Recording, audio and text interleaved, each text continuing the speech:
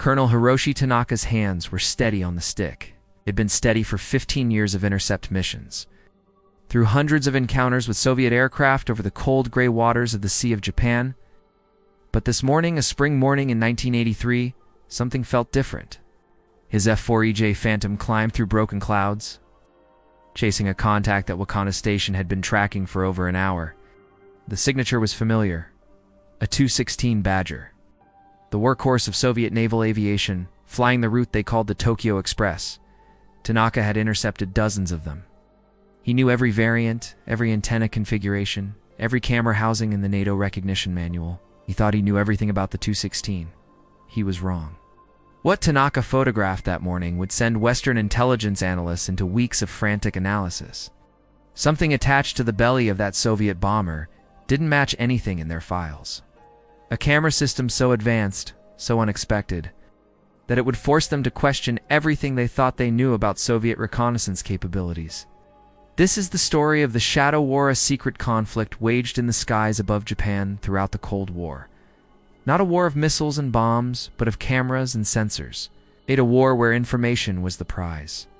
In the battlefield was the narrow stretch of ocean separating the free world from the Soviet Empire.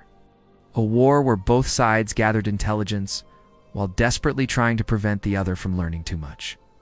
And a war where the pilots and analysts on opposing sides developed something unexpected, a strange mutual respect, even as they prepared to kill each other if the order ever came. The year was 1952. At a secret airfield outside Moscow, a sleek new aircraft lifted off the runway for the first time. The test pilot reported that it handled beautifully responsive, precise, exceeding all expectations.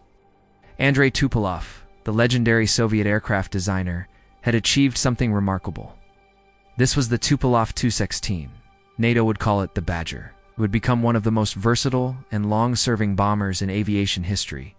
At a time when most Soviet aircraft lagged behind their Western counterparts, the Tu-16 represented a genuine leap forward. Its swept wings and twin Mikulin AM-3 turbojets, the most powerful jet engines in the world at that time, gave it performance that matched or exceeded anything in the American arsenal. Speed approaching 600 miles per hour, range exceeding 4,000 miles. A bomb bay capable of carrying a nuclear weapon heavy enough to destroy an entire city. For NATO planners studying satellite photographs and intelligence reports, the appearance of this aircraft represented a significant shift in the strategic balance. The aircraft entered service with Soviet frontal aviation in 1954. Almost immediately, variants began proliferating. The Tu-16A carried nuclear weapons into the heart of enemy territory. Its bomb bay specially configured to maintain warheads at proper temperature.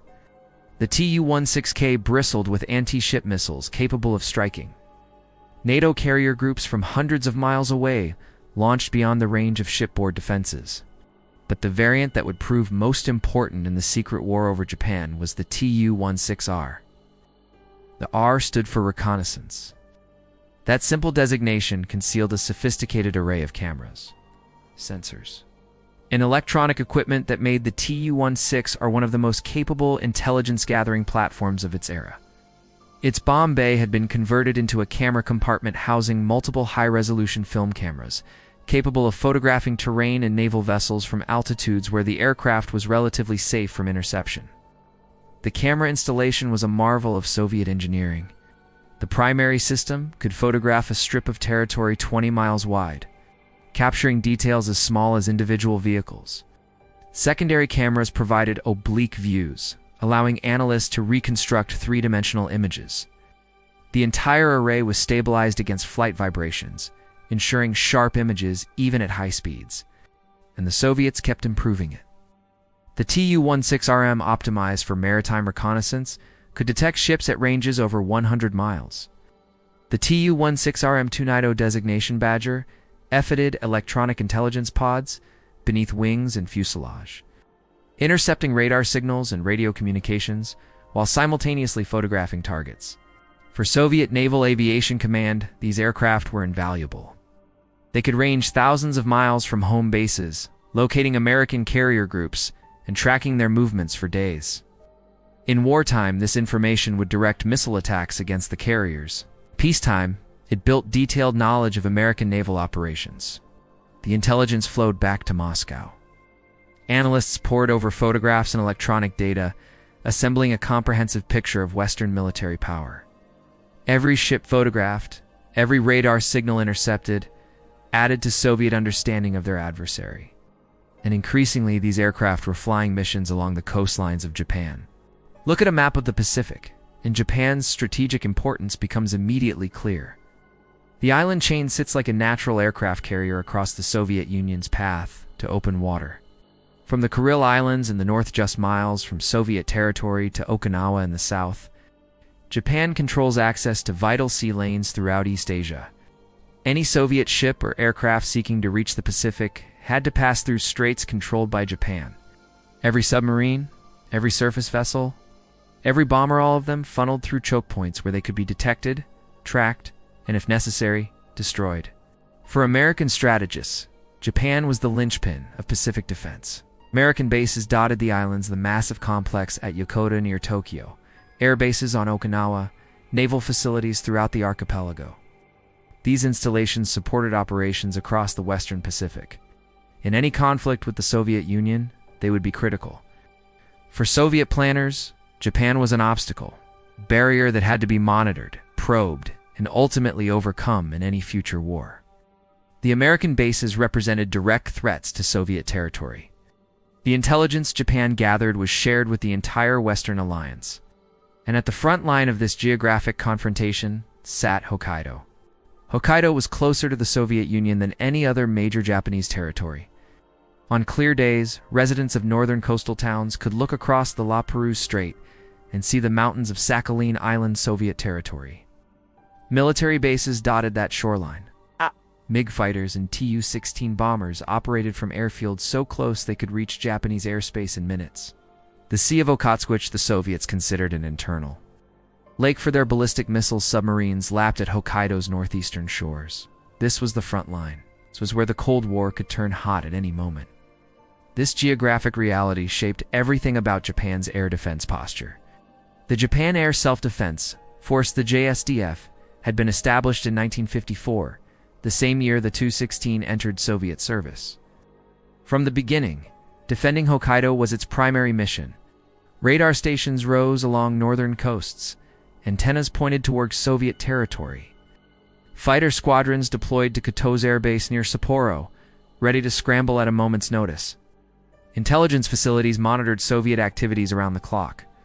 The establishment of the JASDF had been controversial. Japan's post-war constitution Article 9 renounced war and prohibited military forces.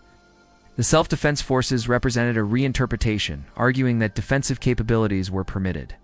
This debate would continue for decades, shaping how Japan approached every security challenge. Despite these constraints, the JASDF developed into a formidable force. American aircraft first F-86 Sabres, later F-104 Starfighters, and F-4 Phantoms.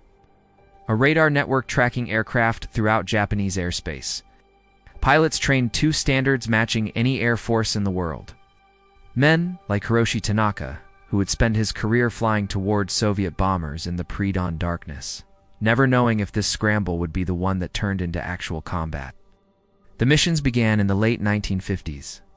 Soviet bombers would launch from bases in the Far East and fly along the Sea of Japan side of the Japanese islands, probing air defenses, gathering intelligence, reminding the Japanese that their northern neighbor was always watching. They called it the Tokyo Express. The name was an ironic callback to World War II when it had referred to Japanese naval resupply missions in the Solomon Islands. During the Guadalcanal campaign, Japanese destroyers made night runs through narrow waters, delivering supplies and reinforcements. The Americans had grudgingly called these runs the Tokyo Express, in acknowledgement of Japanese skill and persistence. Now the name describes Soviet aircraft parading past Japan's shores, crews photographing military installations, sensors monitoring radar emissions, testing JSDF response times. The historical irony cut deep. Japan, which had once projected power across the Pacific, now watched as a foreign power flew armed aircraft along its coastline. For JASDF pilots, the Tokyo Express became a way of life. Alert day and night, waiting for the klaxon, running to aircraft, airborne within minutes, climbing toward incoming Soviet bombers. The adrenaline never quite faded, even for pilots who had flown hundreds of missions. The intercepts followed an almost ritualistic pattern. Japanese fighters approached from behind, pulling alongside to photograph the aircraft and crew. Standard procedure: maintain safe distance, close enough to gather intelligence, far enough to avoid appearing aggressive. The Soviet airmen would stare back. Sometimes they raised hands to show peaceful intent. Sometimes they photographed the Japanese fighters in return. It's a dangerous dance at hundreds of miles per hour, just miles from Japanese territory. There were unwritten rules. Both sides understood them. Both sides generally respected them. Interceptors made no aggressive maneuvers toward Soviet aircraft. Soviet gunners kept cannons elevated, showing no intention to fire. Radio communication was rare, but standardized procedures conveyed intentions. When the encounter ended, both aircraft returned to base. Crews debriefed. Photographs processed for analysis. These rules prevented accidents, but they couldn't eliminate the tension that hummed beneath every encounter. Both sides knew what would happen in a real war. The Japanese interceptors carried missiles and guns capable of destroying Soviet bombers. The Soviet aircraft, particularly later variants, carried defensive weapons and anti-ship missiles. Every encounter carried potential for escalation. Every pilot knew it. If you're fascinated by these hidden chapters of Cold War history, take a moment to subscribe and hit that notification bell. The stories we cover here, the ones that shaped our modern world, deserve to be told. Your support helps us continue bringing these forgotten histories to light. More classified tales are coming. Hiroshi Tanaka had been flying intercept missions since the early 1970s. Hundreds of Soviet aircraft. Every variant memorized from NATO recognition manuals. He knew the Tu-16 and all its configurations: basic bomber, electronic warfare variants with distinctive antenna arrays, reconnaissance models with their camera housings. He could identify specific modifications from a single glance. After 15 years, he thought he'd seen everything the Soviets could throw at him. That spring morning in 1983, climbing through gray clouds before dawn, Tanaka felt the familiar weight of routine. Another scramble, another intercept, another roll of film for the intelligence analysts. The radar controllers at Wakana had been tracking this contact for over an hour, flying south from Vladivostok, signature consistent with the Tu-16. But something about its flight pattern nagged at him. Most Tokyo Express flights followed predictable routes. Electronic intelligence aircraft flew parallel to the coast, sensors sampling emissions. Photo reconnaissance made passes over specific targets. This aircraft flew lower than usual, repeated turns, searching for something specific on the surface below.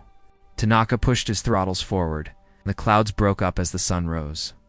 Ahead, the distinctive swept wings and twin-engine nacelles of the Tu-16, standard Soviet naval aviation scheme, gray and white, red stars on wings and fuselage.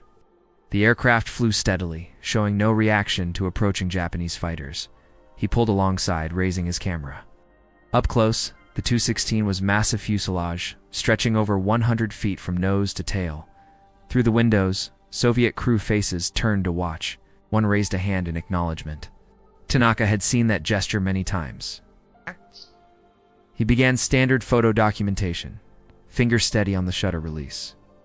Then he saw it. His finger froze. He looked again through the viewfinder, suddenly uncertain if fatigue was playing tricks on him. The belly of the Tu-16 had been modified, where most reconnaissance variants carried cameras internally concealed within the converted bomb bay. This aircraft had something different. A large fairing protruded from beneath the fuselage, almost like a blister.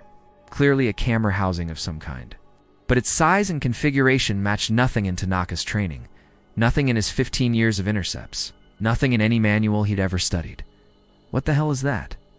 He began photographing with renewed intensity, capturing the aircraft from multiple angles while his wingman maintained position on the other side. The installation was larger than anything on previous reconnaissance variants. A distinctive bulge at the rear suggested additional equipment stabilization system, secondary sensor, something he couldn't identify. Through his telephoto lens, details emerged that would be valuable to analysts. Details that would raise questions no one had thought to ask. The Soviet crew made no unusual moves. They'd done this many times. They knew the rules. After 20 minutes, the Tu-16 turned north toward Soviet airspace. Tanaka watched it go, film nearly exhausted, a cold feeling settling in his chest. He didn't know exactly what he'd captured, but he knew it was important. When Tanaka landed at Kitos, he knew his photographs would interest the analysts. He had no idea how much. During debriefing, he described the unusual installation in precise detail. Size, shape, position. The intelligence officers listened intently, asking questions that grew increasingly specific. The photographs were still being developed when calls started coming in. The intelligence liaison at Yokota Air Base headquarters of U.S. Forces Japan had been alerted by the initial scramble report. Word of unusual equipment on a Soviet aircraft triggered immediate American interest. The relationship between Japanese and American intelligence services was close. For discoveries of this significance, sharing was standard practice. What they saw in those photographs confirmed Tanaka's impression and exceeded his concerns. The camera housing on the Tu-16's belly was unlike anything in their extensive Soviet reconnaissance files. Larger than standard installations, a distinctive rear bulge suggesting additional equipment. A configuration implying capabilities they hadn't expected the Soviets to possess. Someone had invested significant resources in developing this system, and Western intelligence had completely missed it. The analysis took weeks. Technical intelligence specialists from across the Western Alliance studied the photographs. They measured angles, calculated dimensions, compared the installation to every known Soviet camera system. They consulted optical engineers and camera manufacturers, reviewed intelligence from other sources, searching for corroborating evidence. The conclusion forced a significant reassessment. The camera system appeared to be a new type of oblique photography installation designed to capture imagery at angles allowing three-dimensional reconstruction of targets. This was technology the West had been developing. They hadn't expected the Soviets to perfect it. The implications were serious. Three-dimensional mapping from aerial photography had critical tactical applications, identifying camouflaged installations, assessing target vulnerability, guiding cruise missiles to their destinations. If the Soviets had achieved this capability in secret, it represented a significant intelligence failure. But the larger question haunted the analysts. What else had they missed? If the Soviets had developed this camera system without detection, what other capabilities might they have achieved in secret? The confidence Western analysts had felt in their understanding of Soviet technology was suddenly shaken. The photographs from Tanaka's camera had torn a hole in that confidence. And through that hole, uncertainty flooded in. The intelligence community's shock was magnified by memory. 7 years earlier, they'd experienced a similar moment of revelation, one that was supposed to have taught them everything they needed to know about Soviet capabilities. September 1976. A Soviet pilot named Viktor Belenko flew his MiG-25 Foxbat to Japan in a dramatic defection. It was an intelligence windfall, the most detailed look the West had ever gotten at Soviet aviation technology. But it was also a humiliation for Japanese air defense. Belenko had launched from his base near Vladivostok with full fuel tanks and a training manual tucked in his flight suit. He'd planned carefully, waiting for whether that would provide cover, superiors who would be distracted. His target was Kitos Air Base, the same base where Tanaka would later be stationed. The execution went wrong. Weather over Hokkaido was poor. Japanese ground radar struggled to track his aircraft, the MiG-25's signature. At low altitude differed from what their systems were optimized to detect.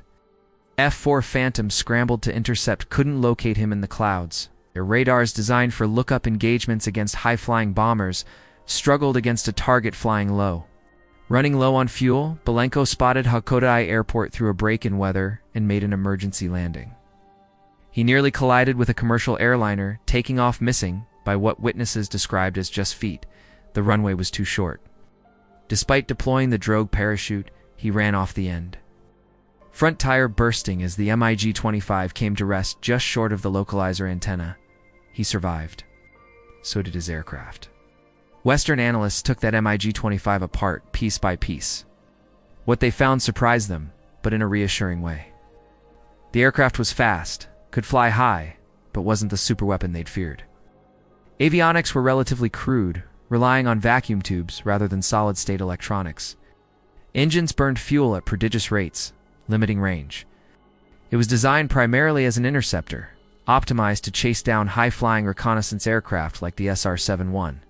The vacuum tubes that seemed primitive actually made the radar more resistant to electromagnetic pulse, a sensible consideration for an aircraft designed to operate in nuclear war. Soviet technology was practical rather than sophisticated.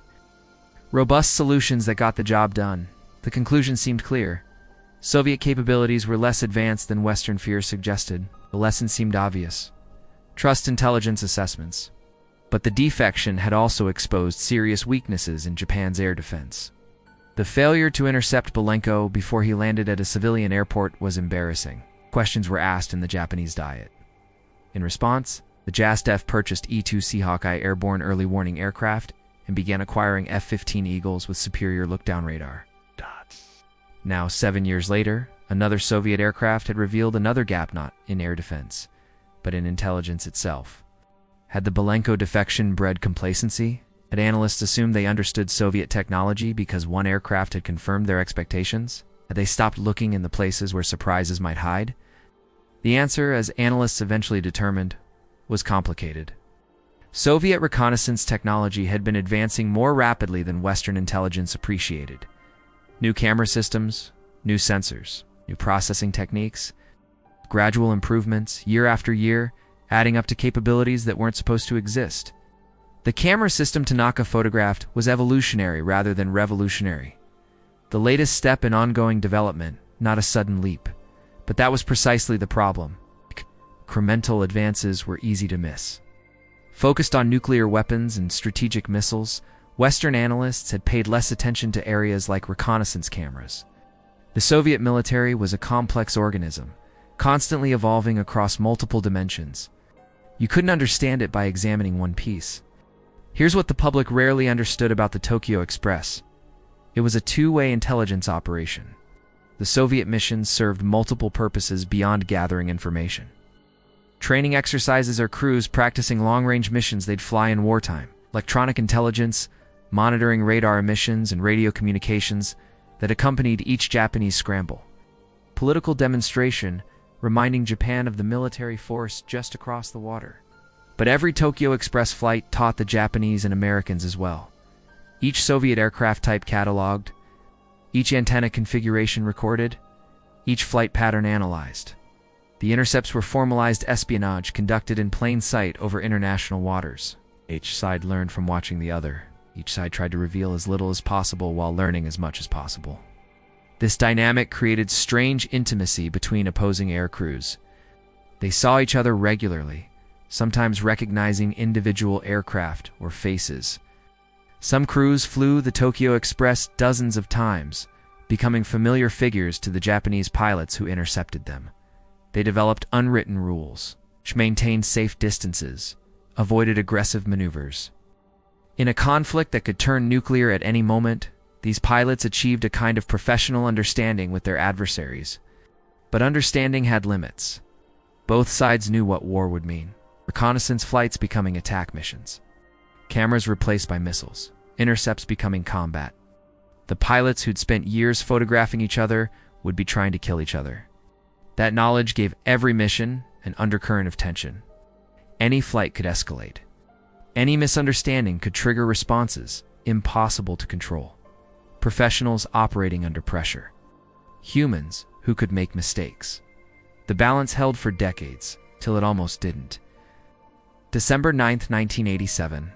One day after Soviet leader Mikhail Gorbachev and American President Ronald Reagan signed the Intermediate Range Nuclear Forces Treaty, a landmark achievement, eliminating an entire class of nuclear weapons. That same day, a Soviet Tu-16P electronic warfare aircraft was flying over the East China Sea when it repeatedly entered Japanese airspace over Okinawa and Kagoshima prefectures. The aircraft ignored radio warnings, ignored visual signals from F-4EJ Phantom scrambled to intercept. It flew deeper into Japanese territory, continuing its mission as if the interceptors didn't exist. For the first time in JASDF history, a Japanese pilot fired warning shots. The 20mm cannon rounds streaked past the Soviet aircraft, tracers visible in daylight. The message was unmistakable. this was not routine. The Tu-16 pilot finally responded, turning away from Japanese airspace, heading toward international waters. The immediate crisis passed, but implications reverberated for weeks. Japan lodged formal protest. The Soviets initially blamed weather and instrument failure, claiming the aircraft strayed off course due to conditions beyond crew control. Weather that day had been clear. Satellite imagery showed no significant weather systems. The excuse was transparent. Eventually, the Soviets apologized, announced that responsible crew members would be punished. But the incident demonstrated how easily the delicate balance could upset. For decades, unwritten rules had prevented escalation. Now those rules had been tested. They'd held barely. The timing made it worse.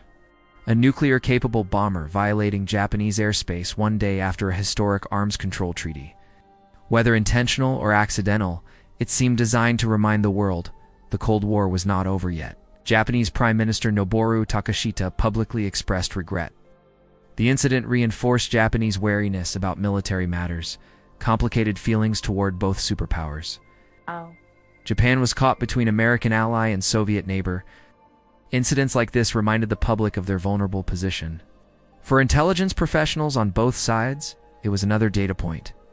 The Soviets learned Japanese response thresholds. The Japanese demonstrated willingness to use force. Both sides gathered information for future calculations. The shadow war continued, even after warning shots were fired. The intelligence stations at Wakana and along Japan's northern coast had been monitoring Soviet activity since the 1950s. Originally American facilities established during occupation, they'd transferred to Japanese control through the 1970s. By the 1980s, Japan possessed sophisticated signals intelligence capability monitoring Soviet aircraft from the moment they left their bases until they returned. Wakana was particularly important. Located at Hokkaido's northwestern tip, it had direct line of sight to Soviet air bases on Sakhalin and the mainland. Antennas detected aircraft taking off, tracked them throughout missions, recorded every electronic emission. Operations ran around the clock, shifts that never ended. The facility wasn't large, but densely packed with sophisticated equipment. Banks of receivers monitoring frequencies used by Soviet aircraft and ground stations, specialized antennas collecting radar signals, allowing analysts to identify types and capabilities of Soviet systems. Computer systems processing data, looking for patterns and anomalies, indicating new capabilities or changed procedures. The intelligence served multiple purposes. Short-term, warning of incoming Soviet aircraft, allowing interceptors to scramble. Medium-term, building comprehensive pictures of Soviet capabilities and procedures. Contributing to broader Western understanding of Soviet military power, shaping policy at the highest levels. For the men and women who worked these stations, the job was both tedious and tense. Tedious because most days brought routine patrols and training, flight same signals, same patterns. Tense because any day could bring something unexpected, something signaling changes in Soviet intentions. You had to remain alert even when nothing seemed to be happening. So the moment you relaxed might be the moment something important occurred. The spring of 1983 was particularly dangerous. Relations between superpowers had deteriorated since the Soviet invasion of Afghanistan in 1979 and Ronald Reagan's election in 1980. Reagan's rhetoric about the evil empire inflamed tensions. His military buildup convinced some Soviet leaders America was preparing for war. In March, Reagan announced the Strategic Defense Initiative's space-based weapons capable of shooting down Soviet missiles. The Soviets saw this as an attempt to neutralize their nuclear deterrent. Their response grew increasingly aggressive. Soviet submarines probed closer to American and Japanese waters. Aircraft flew more missions along western coastlines. Stations like Wakana detected more electronic activity than they'd seen in years. It was in this environment that Tanaka encountered the Tu-16 with its mysterious camera installation. The discovery fed existing concerns. If the Soviets were developing new reconnaissance technology, they might be preparing for operations requiring more detailed intelligence. What operations? What targets? Analysis continued through spring and summer. The conclusions, reassuring in some ways, concerning in others, emerged slowly, but the broader questions persisted. The discovery prompted comprehensive review of intelligence collection against Soviet reconnaissance programs. That effort would continue for years. 5 months after Tanaka's intercept, the questions about Soviet capabilities took on terrible urgency. September 1983. Korean Airlines Flight 007, a civilian passenger jet, was shot down by Soviet fighters near Sakhalin Island. All 269 people aboard were killed. The aircraft had strayed off course due to navigation error, entering Soviet airspace near sensitive military installations. Soviet fighters intercepted but apparently misidentified it as an American reconnaissance plane. When the airliner failed to respond to signals, they launched missiles. The aircraft crashed into the sea. No survivors. International outrage was intense. The Soviets initially denied involvement, then claimed the aircraft had been on a spy mission. But evidence was clear. They'd shot down a civilian airliner. The tragedy revealed that Soviet air defense operators had difficulty distinguishing civilian aircraft from military targets, raised questions about their ability to manage complex airspace, demonstrated the potential consequences of the shadow war being waged in skies around Japan. Both sides changed procedures. The Soviets implemented better coordination between air defense units, stronger identification requirements before engaging targets. Americans and Japanese increased monitoring of Soviet air defense systems, trying to understand how such catastrophic mistakes could happen. Both sides became more cautious about the unwritten rules that had governed their interactions for decades. For pilots flying intercept missions, the Korean Airlines disaster was sobering. They'd always known the work was dangerous. Now they'd seen the consequences of mistakes and miscommunication. Hundreds of innocent lives lost because of errors in judgment, but the missions continued. The Tokyo Express flights went on decade after decade until the Soviet Union collapsed in 1991. Even then, the pattern persisted. Russian aircraft still fly along Japanese coastlines. Japanese fighters still scramble to intercept them. Technology changed. Aircraft modernized. The essential dynamic remains. The Shadow War outlived the Cold War itself. The Tu-16 continued in Soviet service until the early 1990s, nearly for decades, far longer than designers anticipated. Remarkably adaptable, accepting modification after modification as missions and technologies evolved. Sound, basic design with size, providing room for new equipment. Over 1,500 Tu-16s were built in the Soviet Union, serving in dozens of variants. The Chinese produced their own version, the Shan H-6, which remains in service today. China continues developing new variants, equipping them with modern cruise missiles and electronics. The legacy lives on more than 7 decades after first flight.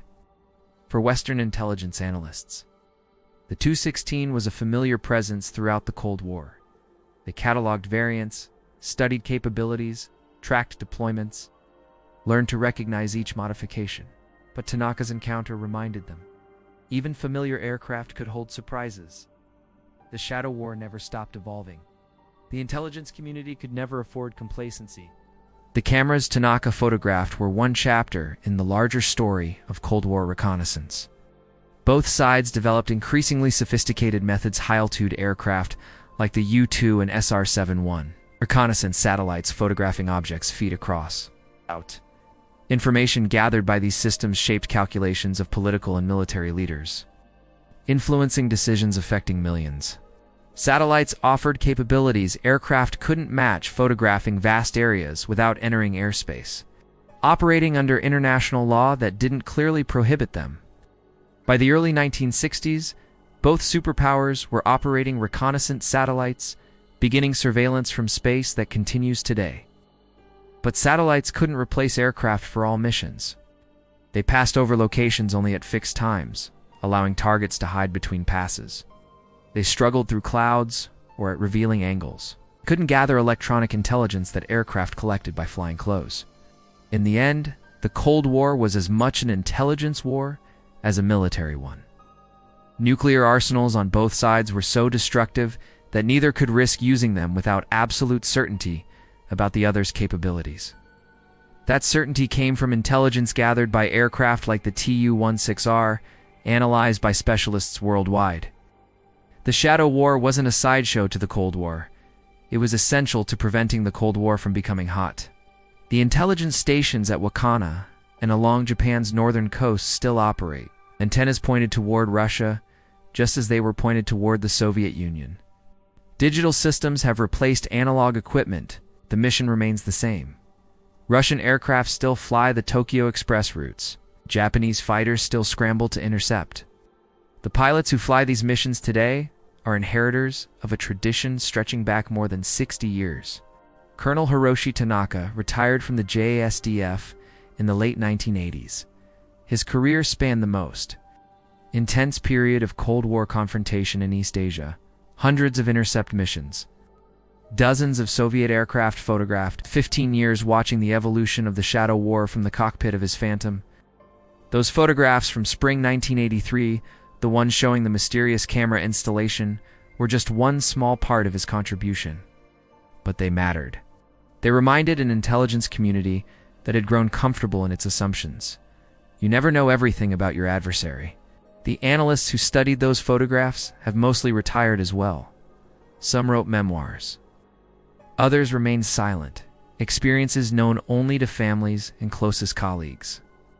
The intelligence community maintains its secrets even decades after events in question. But their work endures. The men who flew these missions on both sides were warriors in a war that never quite became a war. They faced danger every day, knowing any flight could be their last. They developed respect for adversaries even while preparing to kill them if ordered. They helped maintain a precarious peace lasting more than 4 decades. The Cold War ended without nuclear weapons used in anger. That outcome was never guaranteed. It required constant vigilance from people on all sides, including the pilots who flew toward each other day after day, year after year, maintaining a delicate balance that prevented catastrophe.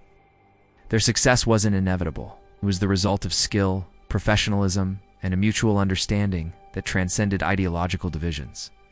Soviet and Japanese pilots who faced each other developed a relationship unique in military history. Adversaries who were also, in a strange way, colleagues. Partners in managing a conflict neither side wanted to see explode into open warfare. The nuclear arsenals backing both alliances made failure unthinkable. And so the pilots flew their missions. Analysts studied their photographs. The world somehow avoided catastrophe. Somewhere in the archives, the photographs Tanaka took on that spring morning still exist. Documents from a moment when the Shadow War revealed something unexpected. Part of a larger record historians will continue to explore, seeking to understand how the Cold War was fought and how it was won. We know some of what happened in those skies above Japan, the aircraft and intercepts, the technologies and tactics. But much remains hidden, locked in classified files, preserved only in memories of those who were there. The full story may never be told. Generations of intelligence professionals took secrets to their graves. What we can say with certainty, the war was real, even if it never turned hot. Real men flew real missions facing real dangers. Real intelligence was gathered and analyzed, shaping real decisions. Real consequences followed when things went wrong. The Korean Airlines disaster was the most visible tragedy. But there were other smaller incidents claiming lives without headlines. We're still living with the legacy of that era. Intelligence relationships forged during the Cold War continue shaping how nations interact. Technologies developed for reconnaissance and surveillance have proliferated worldwide. The fundamental challenges of managing competition between great powers remain as relevant as ever. The story of the Shadow War isn't just history. It's a lesson in how nations can compete intensely while avoiding ultimate catastrophe. A reminder that even in the most dangerous times, professionalism and mutual respect can help manage conflicts that might otherwise spiral out of control.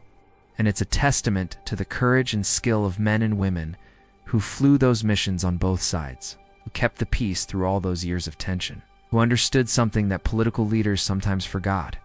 The pilots on the other side were professionals too, human beings with families. Warriors who would rather photograph each other than kill each other.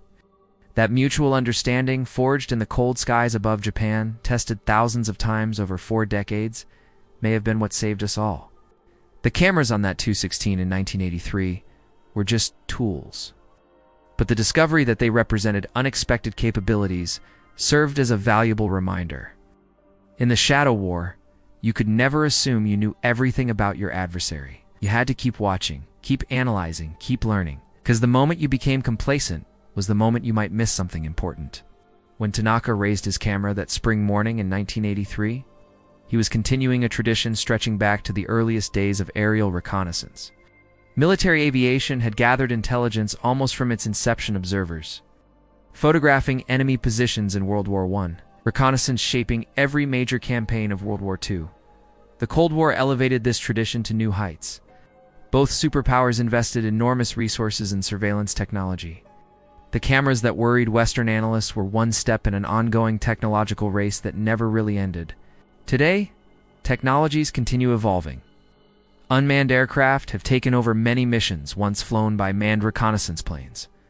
Satellite imagery is commercially available at resolutions that would have amazed Cold War analysts. Cyber capabilities allow nations to gather intelligence in ways inconceivable decades ago.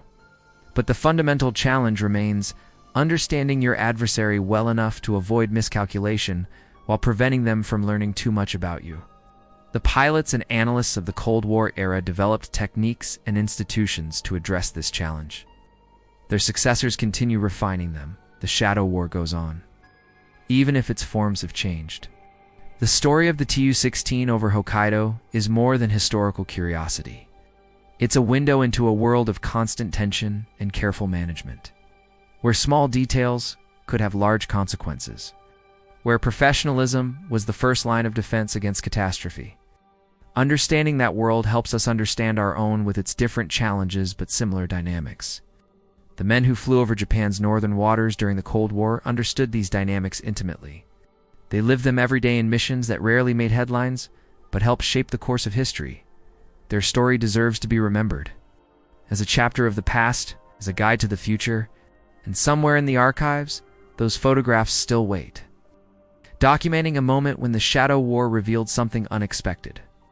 Part of a larger record that historians will continue to explore, seeking to understand how the Cold War was fought, how it was won, and how close we sometimes came to losing everything.